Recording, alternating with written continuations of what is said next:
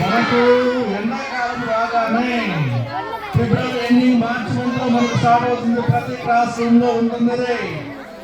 ప్రతి class room లో పెట్టించి మన యొక్క విద్యాలయ స్టాఫ్ మెంబర్స్ కోసం వాటిలో వాటర్ పోసి మూత పెట్టి గ్లాస్ పెట్టి చక్కగా మీ యొక్క దాహార్తిని తీర్చడానికి ఉపయోగించేటువంటి సాధనం ఈ కుండ సైజుని బట్టి అవసరాన్ని బట్టి క్లాస్ రూమ్ సంఖ్యను బట్టి దాన్ని తయారు చేస్తారు.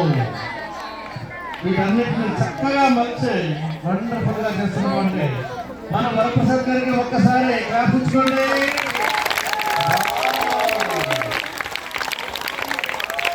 టాలెంట్ ఎవరి సొత్తు కాదు అని నిరూపించినటువంటి మన యొక్క వరప్రసాద్ గారికి ధన్యవాదాలు.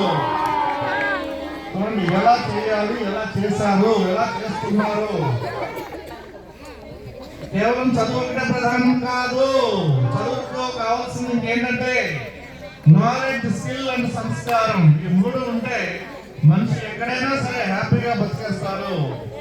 సో దానికి ఉదాహరణే మన యొక్క వరప్రసాద్ గారు ఈరోజు చేస్తున్నటువంటి multi talented skill oriented objects.